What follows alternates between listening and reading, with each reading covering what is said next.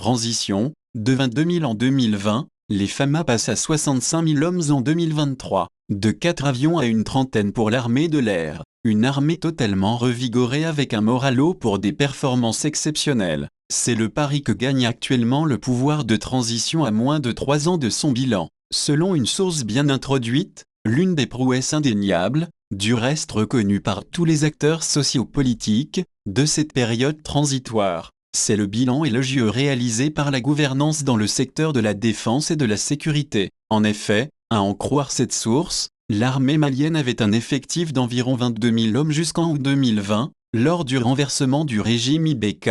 Au jour d'aujourd'hui, la Grande Muette compte à peu près 65 000 hommes, et de préciser qu'elle analyse, cela fait un accroissement de 43 000 hommes en moins de 3 ans. Cela fait 43 000 nouveaux salariés dans l'armée, sans compter l'important lot d'équipements militaires. Il souligne qu'en 2020, le Mali avait quelques 4 avions et quelques-uns hors d'état de voler, pour son armée de l'air. Cet équipement passait aujourd'hui à une trentaine d'avions et hélicoptères, sans compter les drones, les radars et d'autres équipements de pointe que les besoins du secret défense ne permettent de citer en détail. Et notre source de souligner que le besoin de sécurisation du territoire n'a pas de prix, mais a un coût. C'est dans ce sens que le ministre de la Défense et des anciens combattants, le colonel Sadio Camara déclarait la semaine dernière ceci. Les drones de reconnaissance et de combat et les avions de chasse augmentent davantage le rayonnement de nos unités de manœuvre sur le terrain. La montée en puissance des FAMA s'est ainsi consolidée. Source: Mali Horizon. Écoutons le discours du colonel Sadio Camara au groupe terroriste jeudi dernier.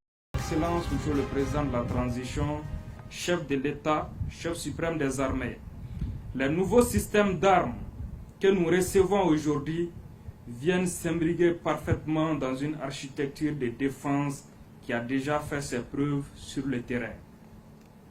Les drones de reconnaissance et de combat et les avions de chasse augmentent davantage le rayonnement de nos unités de manœuvre sur le terrain. La montée en puissance des FAMA est ainsi consolidée. L'armée de l'air malienne est en posture offensive et les terroristes sont en déroute.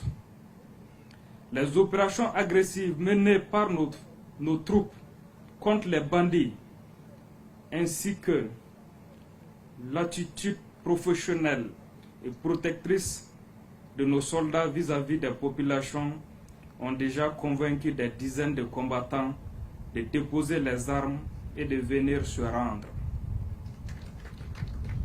Beaucoup d'entre eux sont déjà en voie de réinsertion sous la surveillance et la protection des forces de l'ordre.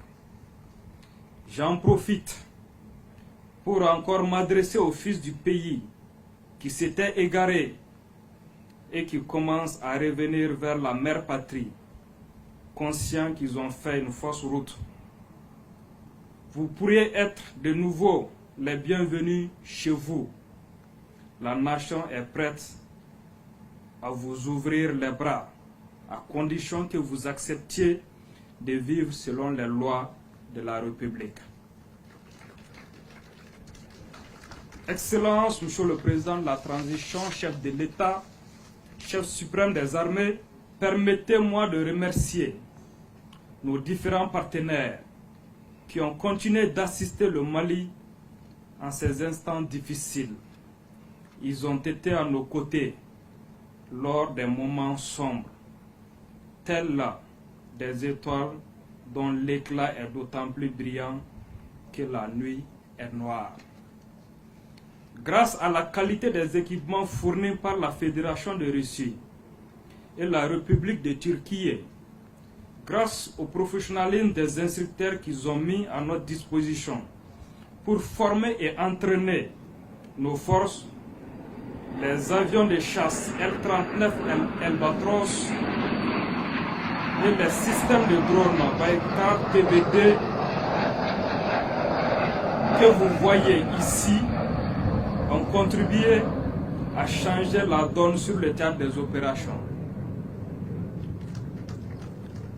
Que les ambassadeurs ici présents me fassent l'amitié de transmettre à leurs autorités toute la reconnaissance de la nation malienne et celle de son armée.